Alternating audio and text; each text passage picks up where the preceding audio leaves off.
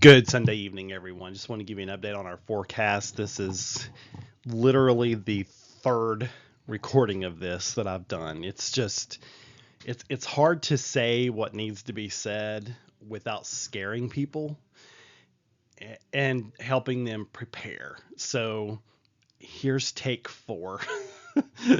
and This is the well advertised severe weather event that we've been talking about. And when I say we struggle to prepare and not scare people, it can be a challenge with these weather situations because we saw these storms. They proved deadly last night. We've had deadly storms today. The death tolls just keep rising with some of the storms that have happened elsewhere in association with this storm system, not particularly these storms that you see on radar, but with the storm system in general. And we just, we see that and we know this system means business, and we want to keep the folks who pay attention to us safe and sound. We don't want to scare them to death, but we want to make sure they're prepared. You know what to do. Lowest level of your home, away from windows. Keep your shoes on. You don't want to be walking on broken glass because a window breaks.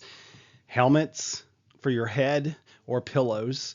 Anything to keep your head safe from flying debris is ideal. Hopefully you don't have to have it. Every time you ride your bike, you don't have to have your helmet on because you don't wreck every time you get on your bike.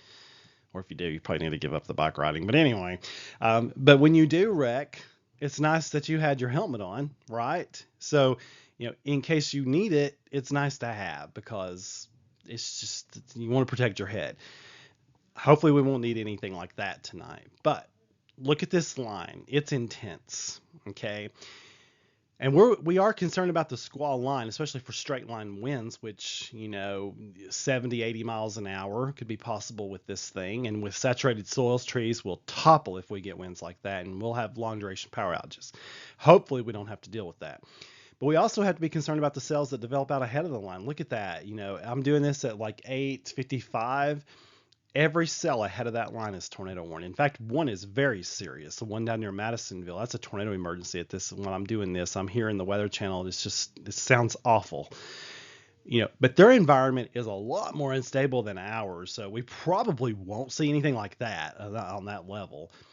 But if we do see some storms develop out ahead of that line, we need to take them very seriously. We need to take the line seriously, and we need to take any storm ahead of it seriously as we go through the night. Now, this is current power outages. This is from the storms that happened at noon. This is what I'm talking about. When you got all these trees going down, you've got people in Fentress County and in Pickett County, especially Pickett County. That's the orange shaded north of Fentress. They're still without power. So this is the kind of stuff I'm talking about with power outages.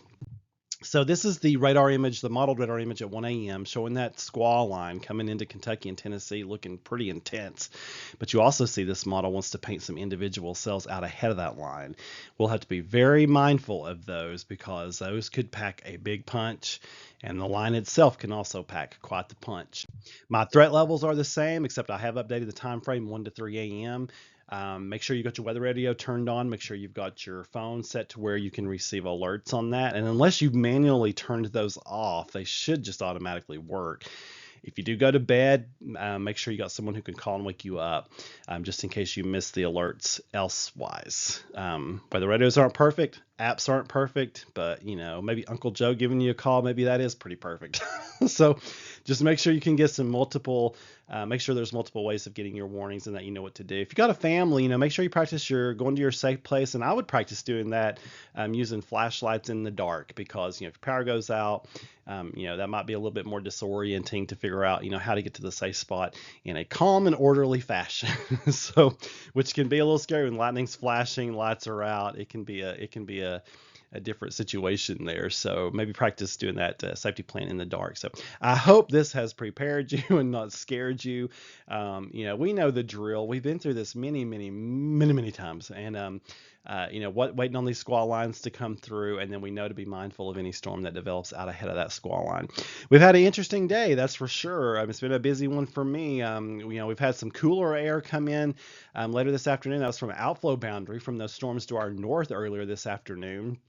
that has we got these little boundaries laying around the area now. Then we got some sunshine this evening, and so with the squall line coming through and the atmosphere becoming ripe for severe weather, all of that can conspire to bring us some rough storms. And but we'll be prepared for them, and we know what to do, and we'll be ready to ride this out and look forward to those pretty days that are coming next week. Aren't you ready for some pretty weather that we don't have to worry about the storms?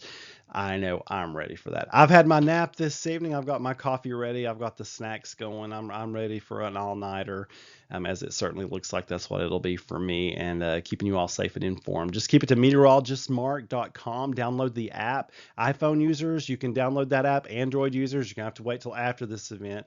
That app is having issues with folks being able to download that. Android will get that fixed, but it will more than likely be after the holiday, as I've been told. So, but we'll be ready for the next one with that app. But you can always follow the site and keep up there. Don't rely on Facebook. It's not reliable. You folks take care. Keep it right here at meteorologistmark.com.